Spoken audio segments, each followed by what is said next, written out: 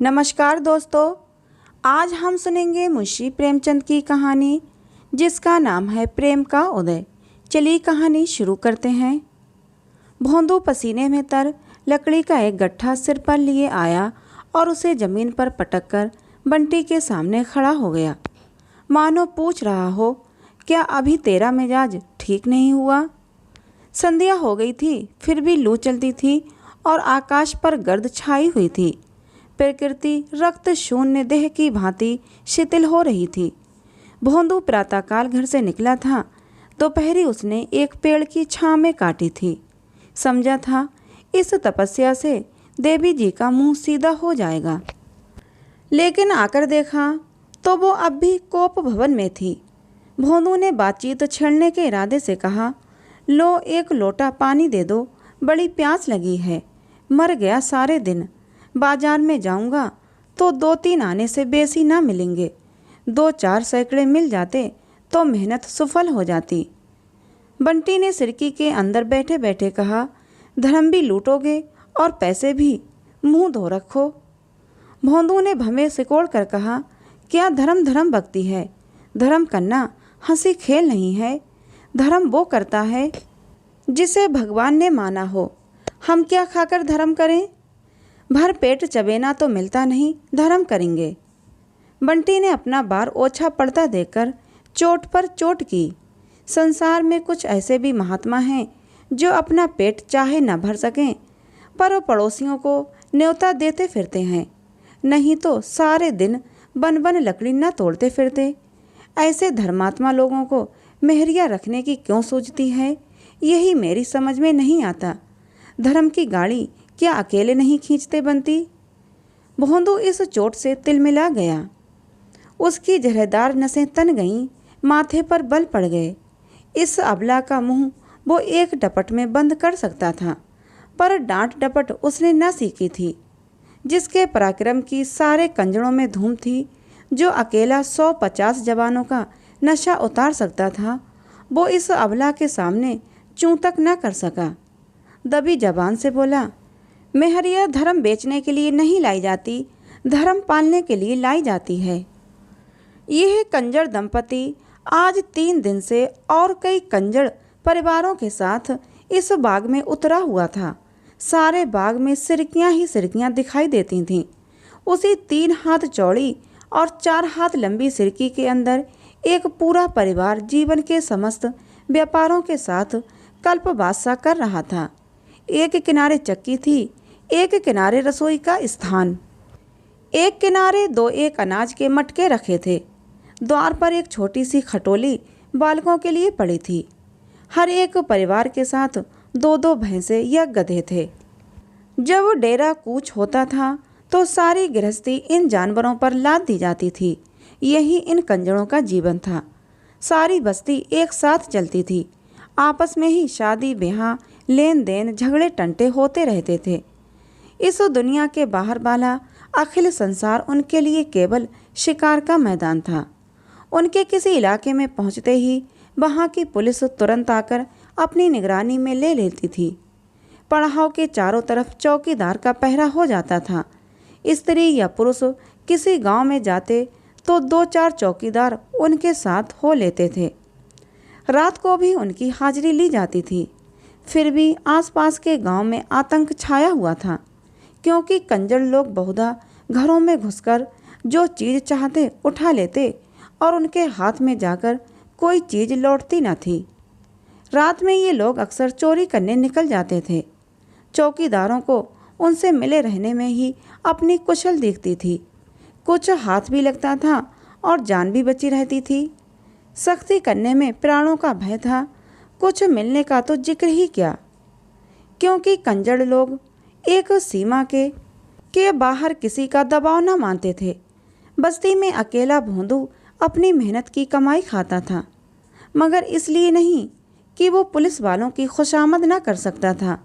उसकी स्वतंत्र आत्मा अपने बाहुबल से प्राप्त किसी वस्तु का हिस्सा देना स्वीकार न करती थी, इसलिए वो ये नौबत आने ही न देता था। बंटी को पति की ये आचार निष्ठा एक आंख न भाती थी। उसकी और बहनें नई नई साड़ियाँ और नए नए आभूषण पहनती तो बंटी उन्हें देख देख कर पति की अकर्मण्यता पर कुढ़ती रहती थी। इस विषय पर दोनों में कितने ही संग्राम हो चुके थे, लेकिन भोंदू अपना परलोक बिगाड़ने पर राजी न होता था। आज भी प्रातःकाल यही समस्या आ खड़ी हुई थी और भोंदू लकड़ी काटने जंगलों में निकल गया था। सैकड़े मिल जाते तो आंसू पूछते, पर आज सैकड़े भी ना मिले। बंटी ने कहा, जिनसे कुछ नहीं हो सकता वही धर्मात्मा बन जाते हैं। रांड अपने माड़ में ही खुश है। भोंदू ने पूछा, तो मैं निखट्टू हूँ? बंटी ने इस प्रश्न का सीधा साधा उत्तर न देकर कहा, मैं क्या जानूँ तुम क्या हो। मैं तो यही जानती हूँ कि यहाँ धेले धेले की चीज़ के लिए तरसना पड़ता है। यहीं सबको पहनते ओढ़ते हंसते खेलते देखती हूँ। क्या मुझे पहनने ओढ़ने हंसने खेलने की साध नहीं है? तुम्हारे पल्ले पड़कर जिंदगानी नष्ट हो गई।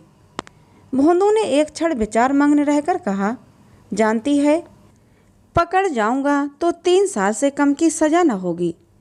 बंटी विचलित न हुई, बोली, जब और लोग नहीं पकड़ जाते तो तुम क्यों पकड़े जाओगे? और लोग पुलिस को मिला लेते हैं, थानेदार के पांव सहलाते हैं, चौकीदार की खुशामद करते हैं। तू चाहती है मैं भी औरों की तरह सबकी चिरौरी करता फिरूं? बंटी ने अपना हट न छोड़ा। मैं तुम्हारे साथ सती होने नहीं आई, फिर तुम्हारे छुरे गंडासे को कोई कहाँ तक डरे। जानवर को भी जब घास भूसा नहीं मिलता तो पगहा तोड़ाकर किसी के खेत में बैठ जाता है। मैं तो फिर भी आदमी हूँ। भोंदू ने इसका कुछ जवाब न दिया। उसकी स्त्री कोई दूसरा घर कर ले, ये कल्पना उसके लिए अपमान से भरी थी। आज बंटी ने पहली बार ये धमकी दी। अब तक भोंदू इस तरफ से निश्चिंत था, अब ये नई संभावना उसके सम्मुख उपस्थित हुई। उस दुर्दिन को वो अपना काबू चलते अपने पास न आने देगा। आज भोंदू की दृष्टि में वो इज्जत नहीं रही, वो भरोसा नहीं रहा। मजबूत दीवार को टिकोने की जरूरत नहीं, लेकिन जब दीवार हिलने लगती है तब हमें उसको संभालने की चिंता होती है। आज भोंदू को अपनी दीवार हिलती हुई मालूम होती थी। आज तक बंटी अपनी थी, वो जितना अपनी ओर से निश्चिंत था उतना ही उसकी ओर से भी था। वो जिस तरह खुद रहता था उसी तरह उसको भी रखता था। जो खुद खाता था वही उसको खिलाता था। उसके लिए कोई विशेष फिक्र न थी, पर आज उसे मालूम हुआ कि वो अपनी नहीं है। अब उसका विशेष रूप से सत्कार करना होगा, विशेष रूप से दिलजोई करनी होगी। सूर्यास्त हो रहा था। उसने देखा उसका गधा चढ़कर चुपचाप सिर झुकाए चला आ रहा है। भोंदू ने कभी उसकी खाने पीने की चिंता न की थी, क्योंकि गधा किसी और को अपना स्वामी बनाने की धमकी न दे सकता था। भोंदू ने बाहर आकर आज गधे को पुचकारा, उसकी पीठ सहलाई और तुरंत उसे पानी पिलाने के लिए डोल और रस्सी लेकर चल दिया। इसके दूसरे ही दिन कस्बे में एक धनी ठाकुर के घर चोरी हो गई। उस रात को भोंदू अपने डेरे पर न था। बंटी ने चौकीदार से कहा, वो जंगल से नहीं लौटा। प्रातःकाल भोंदू आ पहुंचा। उसकी कमर में रुपयों की एक थैली थी, कुछ सोने के गहने भी थे। बंटी ने तुरंत गहनों को ले जाकर एक वृक्ष की जड़ में गाड़ दिया। रुपयों की क्या पहचान हो सकती थी? भोंदू ने पूछा, अगर कोई पूछे इतने सारे रुपये कहाँ मिले तो क्या कहोगी? बंटी ने आंखें नचा कर कहा, कह दूंगी, क्यों बताऊं? दुनिया कमाती है तो किसी को हिसाब देने जाती है, हम ही क्यों अपना हिसाब दें? भोंदू ने संदिग्ध भाव से गर्दन हिलाकर कहा, यह कहने से गला न छूटेगा बंटी। तू कह देना, मैं 3-4 मास से 2-2, 4-4 रुपये महीना जमा करती आई हूँ। हमारा खर्च ही कौन बड़ा लंबा है। दोनों ने मिलकर बहुत से जवाब सोच निकाले। जड़ी बूटियाँ बेचते हैं, एक एक जड़ी के लिए मुट्ठी मुट्ठी भर रुपये मिल जाते हैं। खस, सैकड़े, जानवरों की खालें, नख और चर्बी सभी कुछ बेचते हैं। इस ओर से निश्चिंत होकर दोनों बाजार चले।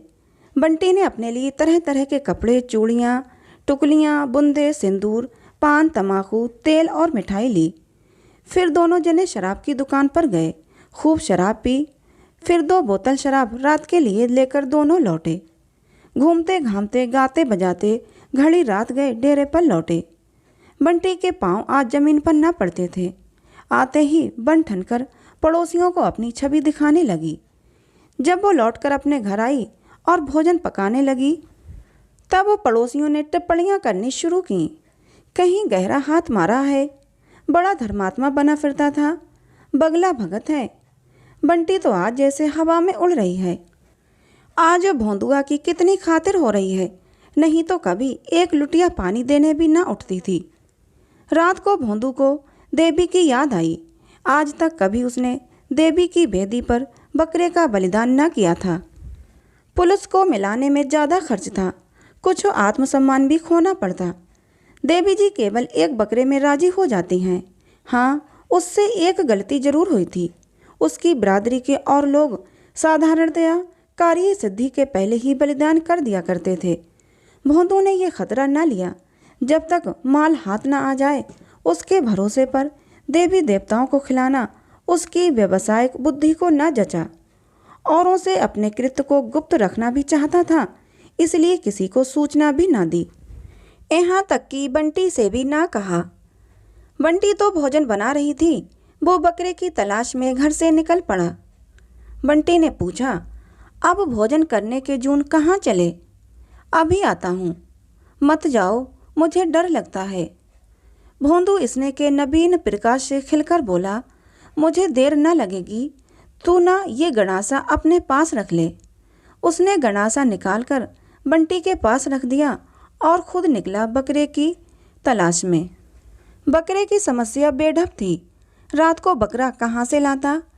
इस समस्या को भी उसने एक नए ढंग से हल किया। पास की बस्ती में एक गड़रिये के पास कई बकरे थे। उसने सोचा वहीं से एक बकरा उठा लाऊं।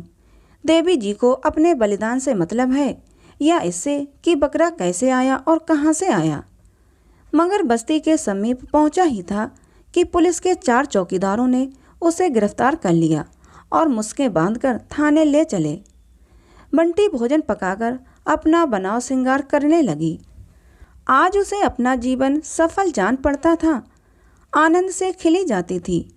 आज जीवन में पहली बार उसके सिर में सुगंधित तेल पड़ा। आईना उसके पास एक पुराना अंधा सा पड़ा हुआ था। आज वो नया आईना लाई थी। उसके सामने बैठकर उसने अपने केश संवारे, मुंह पर उपटन मला। साबुन लाना भूल गई थी। साहब लोग साबुन लगाने से ही तो इतने गोरे हो जाते हैं। साबुन होता तो उसका रंग कुछ तो निखर जाता। कल वो अवश्य साबुन की कई बट्टियां लाएगी और रोज लगाएगी। केश गूंथ कर उसने आईने पर देखा। माथे पर अलसी का लुआब लगाया जिसमें बाल न बिखरने पाए। फिर पान लगाए। चूना ज़्यादा हो गया था, गलफड़ों में छाले पड़ गए थे।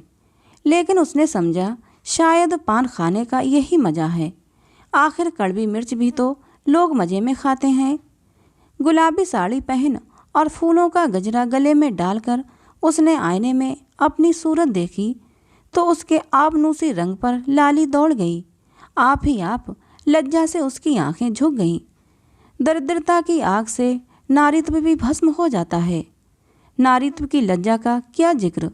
मैले कुचैले कपड़े पहनकर लजाना ऐसा ही है जैसे कोई चबैने में सुगंध लगाकर खाए। इस तरह सजकर बंटी भोंदू की राह देखने लगी और जब वो ना आया तो उसका जी झुंझलाने लगा। रोज तो सांझ से ही द्वार पर पड़ रहते हैं, आज न जाने कहाँ जाकर बैठ रहे। शिकारी अपनी बंदूक भर लेने के बाद इसके सिवा और क्या चाहता है कि शिकार सामने आए। बंटी के सूखे हृदय में आज पानी पड़ते ही उसका नारीत्व अंकुरित हो गया था। झुंझलाहट के साथ उसे चिंता भी होने लगी। उसने बाहर निकलकर कई बार पुकारा। उसके कंठ स्वर में इतना अनुराग पहले कभी न था। उसे कई बार भान हुआ कि भोंदू आ रहा है। वो हर बार सिरकी के अंदर दौड़ आई और आईने में सूरत देखी कि कुछ बिगड़ न गया हो। ऐसी धड़कन, ऐसी उलझन उसकी अनुभूति से बाहर थी। बंटी सारी रात भोंदू के इंतजार में उद्विग्न रही। ज्यों-ज्यों रात बीतती थी उसकी शंका तीव्र होती जाती थी। आज ही उसके वास्तविक जीवन का आरंभ हुआ था और आज ही ये हाल प्रातःकाल वो उठी तो अभी कुछ अंधेरा ही था। इस रत जगह से उसका चित्त खिन्न और सारी देह अलसाई हुई थी। रह रहकर भीतर से एक लहर भी उठती थी, आंखें भर भर आती थीं। सहसा किसी ने कहा, अरे बंटी, भोंदू रात पकड़ा गया। बंटी थाने पहुंची तो पसीने में तर थी और दम फूल रहा था। उसे भोंदू पर दया न थी, क्रोध आ रहा था। सारा जमाना यही काम करता है और चैन की बंसी बजाता है। उन्होंने कहते कहते हाथ भी लगाया तो चूक गए। नहीं सहूर था तो साफ कह देते कि मुझसे ये काम ना होगा। मैं ये थोड़ी ही कहती थी कि आग में फांद पड़ो। उसे देखते ही थानेदार ने धौंस जमाई, यही तो है भोंदुआ की औरत, इसे भी पकड़ लो। बंटी ने हेकड़ी जताई, हाँ हाँ पकड़ लो, यहाँ किसी से नहीं डरते। जब कोई काम ही नहीं करते तो डरें क्यों। अफसर और मातहत सभी की अनुरक्त आंखें बंटी की ओर उठने लगीं। भोंदू की तरफ से लोगों के दिल कुछ नर्म हो गए। उसे धूप से छां में बैठा दिया गया। उसके दोनों पीछे के हाथ बंधे हुए थे और धूल दूसरित काली देह पर जूतों और कोड़ों के रक्तमय मार साफ साफ नजर आ रहे थे। उसने एक बार बंटी की ओर देखा, मानो कह रहा था, देखना कहीं इन लोगों के धोखे में न आ जाना। थानेदार ने डांट बजाई, जरा इसकी दीदा दिलेरी देखो, जैसे देवी ही तो है, मगर इस फेर में न रहना। यहाँ तुम लोगों की नस नस पहचानता हूँ। इतने कोड़े लगाऊंगा कि चमड़ी उड़ जाएगी। नहीं तो सीधे से कबूल दो, सारा माल लौटा दो, इसी में खैरियत है। भोंदू ने बैठे बैठे कहा, क्या कबूल दें? जो देश को लूटते हैं उनसे तो कोई कुछ नहीं बोलता। जो बेचारे अपनी गाढ़ी कमाई की रोटी खाते हैं उनका गला काटने को पुलिस भी तैयार रहती है। हमारे पास किसी को नज़र भेंट देने के लिए पैसे नहीं हैं। थानेदार ने कठोर स्वर से कहा, हाँ हाँ, जो कुछ और कसर रह गई हो वो पूरी कर दे, किरकिरी ना होने पाए। मगर इन बैठकबाजियों से बच नहीं सकते। अगर एक बार न किया तो 3 साल को जाओगे।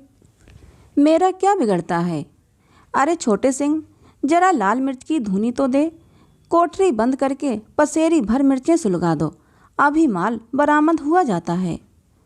भोंदू ने ढटाई से कहा, दरोगा जी, बोटी काट डालो, लेकिन कुछ हाथ न लगेगा। तुमने मुझे रात भर पिटवाया है, मेरी एक एक हड्डी चूर चूर हो गई है। कोई दूसरा होता तो अब तक सिधार गया होता। क्या तुम समझते हो आदमी को रुपये पैसे जान से प्यारे होते हैं? जान ही के लिए तो आदमी सब तरह के कुकर्म करता है। धूनी सुलगा कर भी देख लो। दरोगा जी को अब विश्वास आया कि इस फौलाद को झुकाना मुश्किल है। भोंदू की मुखाकृति से शहीदों का सा आत्मसमर्पण झलक रहा था। यद्यपि उनके हुक्म की तामील होने लगी। कांस्टेबलों ने भोंदू को एक कोठरी में बंद कर दिया। 2 आदमी मिर्चें लाने दौड़े, लेकिन दरोगा की युद्ध नीति बदल गई थी। बंटी का हृदय क्षोभ से फटा जाता था। वो जानती थी चोरी करके इकबाल कर लेना कंजड़ जाति की नीति में महान लज्जा की बात है। लेकिन क्या ये सचमुच मिर्च की धुनी सुलगा देंगे? इतना कठोर है इनका हृदय। सालन बघाने में कभी मिर्च जल जाती है तो छींकों और खांसियों के मारे दम निकलने लगता है। जब नाक के पास धुनी सुलगाई जाएगी तब तो प्राण ही निकल जाएंगे।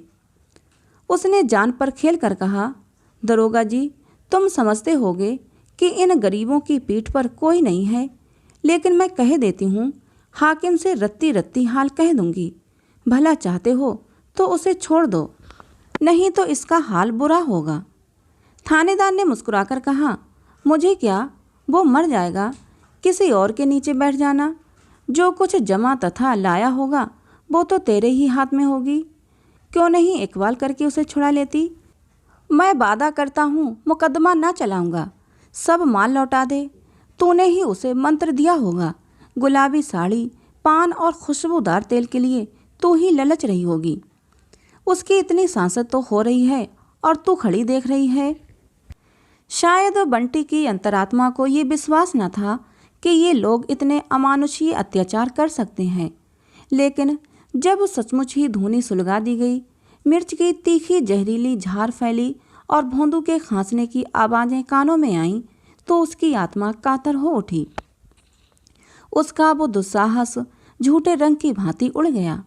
उसने दरोगा जी के पांव पकड़ लिए और दीन भाव से बोली, मालिक मुझ पर दया करो, मैं सब कुछ दे दूंगी। धूनी उसी वक्त हटा ली गई। भोंदू ने सशंक होकर पूछा, धूनी क्यों हटाते हो? एक चौकीदार ने कहा, तेरी औरत ने एक बाल कर लिया। भोंदू की नाक, आंख, मुंह से पानी जारी था, सिर चक्कर खा रहा था, गले की आवाज़ बंद सी हो गई थी। पर वह बात सुनते ही वो सचेत हो गया। उसकी दोनों मुट्ठियां बंध गईं। बोला, क्या कहा? कहा क्या, चोरी खुल गई। दरोगा जी माल बरामद करने गए हुए हैं। पहले ही इकबाल कर लिया होता तो इतनी सांसत क्यों होती? भोंदू ने गरज कर कहा, वो झूठ बोलती है। वहाँ माल बरामद हो गया, तुम अपनी ही गा रहे हो। परंपरा की मर्यादा को अपने हाथों भंग होने की लज्जा से भोंदू का मस्तक झुक गया। इस घोर अपमान के बाद अब उसे अपना जीवन दया, घृणा और तिरस्कार, इन सभी दशाओं से निखिद जान पड़ता था। वह अपने समाज में पतित हो गया था। सहसा बंटी आकर खड़ी हो गई और कुछ कहना ही चाहती थी कि भोंदू की रौद्र मुद्रा देखकर उसकी जबान बंद हो गई। उसे देखते ही भोंदू की आहत मर्यादा किसी आहत सर्प की भांति तड़प उठी। उसने बंटी को अंगारों सी तपती हुई लाल आंखों से देखा। उन आंखों में हिंसा की आग जल रही थी। बंटी सिर से पांव तक कांप उठी। वह उल्टे पांव वहां से भागी। किसी देवता के अग्नि बाढ़ के सामने वे दोनों अंगारों सी आंखें उसके हृदय में चुभने लगीं। थाने से निकलकर बंटी ने सोचा, अब कहाँ जाऊं? भोंदू उसके साथ होता तो वो पड़ोसियों के तिरस्कार को सह लेती। इस दशा में उसके लिए अपने घर जाना असंभव था। वे दोनों अंगारे सी आंखें उसके हृदय में चुभी जाती थीं। लेकिन कल की सौभाग्य विभूतियों का मोह उसे डेरे की ओर खींचने लगा। शराब की बोतल अब भी भरी धरी थी। फुलौड़ियाँ छींके पर हांडी में धरी थीं।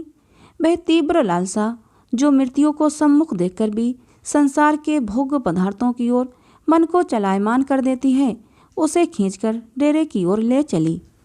दोपहर हो गया था। वो पहाड़ पर पहुंची तो सन्नाटा छाया हुआ था।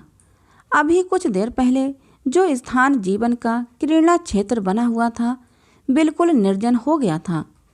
बिरादरी वालों के तिरस्कार का सबसे भयंकर रूप था। सभी ने उसे त्याज्य समझ लिया। केवल उसकी सिरकी उस निर्जनता में रोती हुई खड़ी थी। बंटी ने उसके अंदर पांव धरे तो उसके मन की कुछ वही दशा हुई जो अकेला घर देखकर किसी चोर की होती है। कौन कौन सी चीज़ समेटे।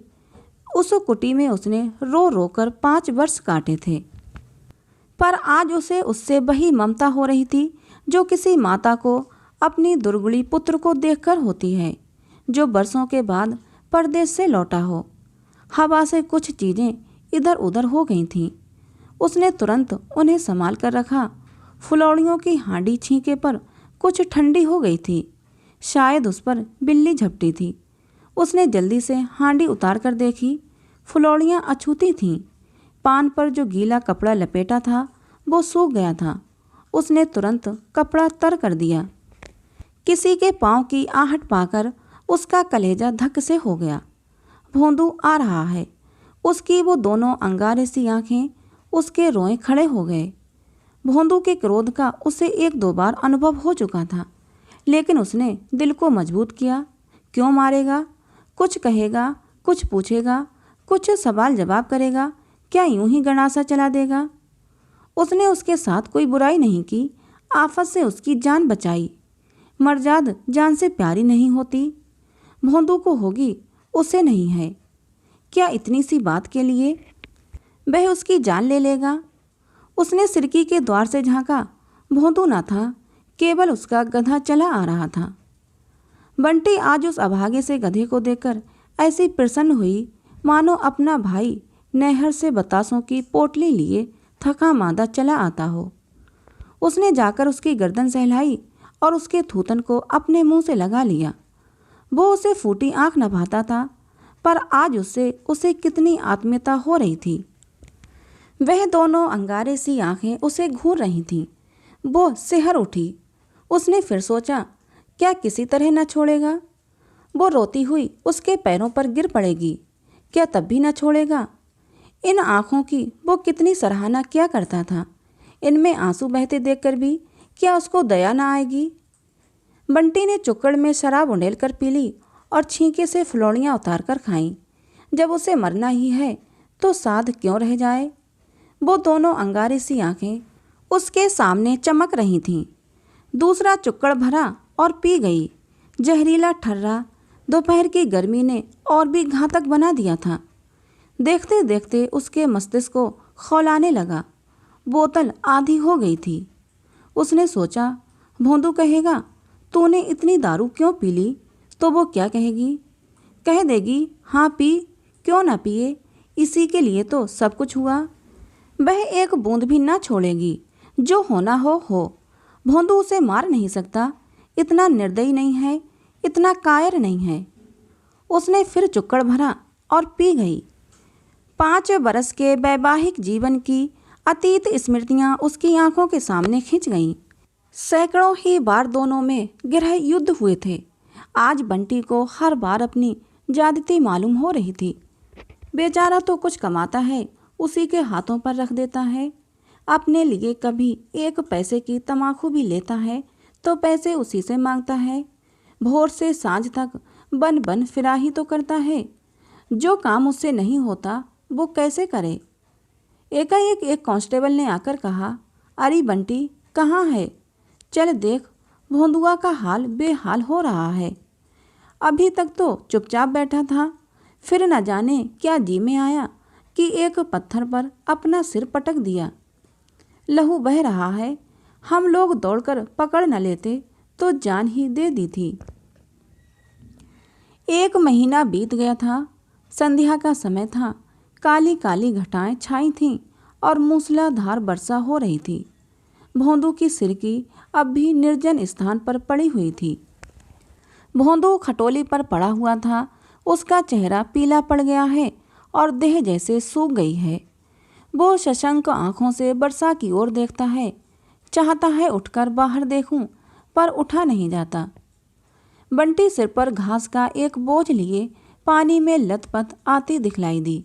वही गुलाबी साड़ी है, पर तार तार, किंतु उसका चेहरा प्रसन्न है। विषाद और गिलानी की बदले आंखों से अनुराग टपक रहा है। गति में वो चपलता, अंगों में वो सजीवता है जो चित्त की शांति का चिन्ह है। भोंदू ने छीण स्वर में कहा, तू इतना भीग रही है, कहीं बीमार पड़ गई तो कोई एक घूंट पानी देने वाला भी ना रहेगा। मैं कहता हूँ, तू क्यों इतना मरती है? 2 गट्ठे तो बेच चुकी है, तीसरा गट्ठा लाने का क्या काम था? और ये हांडी में क्या लाई है? बंटी ने हांडी को छिपाते हुए कहा, कुछ तो नहीं है, कैसी हांडी? भोंदू जोर लगाकर खटोली से उठा, आंचल के नीचे छिपी हुई हांडी खोल दी और उसके भीतर नजर डालकर बोला, अभी लौटा, नहीं तो हांडी फोड़ दूंगा। बंटी ने धोती से पानी निचोड़ते हुए कहा, जरा आईने में सूरत देखो, घी दूध कुछ ना मिलेगा तो कैसे उठोगे? कि सदा खाट पर ही सोने का विचार है। भोंदू ने खटोली पर लेटते हुए कहा, अपने लिए तो एक साड़ी नहीं लाई, कितना कह कह के हार गया। मेरे लिए घी और दूध सब चाहिए, और घी ना खाऊं तो? बंटी ने मुस्कुराकर कहा, इसीलिए तो घी खिलाती हूँ कि तुम जल्दी से काम धंधा करने लगो और मेरे लिए साड़ी लाओ। भोंदू ने मुस्कुराकर कहा, तो आज जाकर कहीं सेंधा मारूं? बंटी ने उसके गाल पर एक ठोकर देकर कहा, पहले मेरा गला काट देना तब जाना। तो दोस्तों, ये कहानी थी मुंशी प्रेमचंद की। कहानी आपको कैसी लगी कमेंट करके ज़रूर बताना। जाते जाते कहानी को एक लाइक और चैनल को सब्सक्राइब जरूर कर लेना, जिससे कि ऐसी ही मनोहर कहानियाँ आप लोगों को मिलती रहें। मिलते हैं अगली किसी नई कहानी में।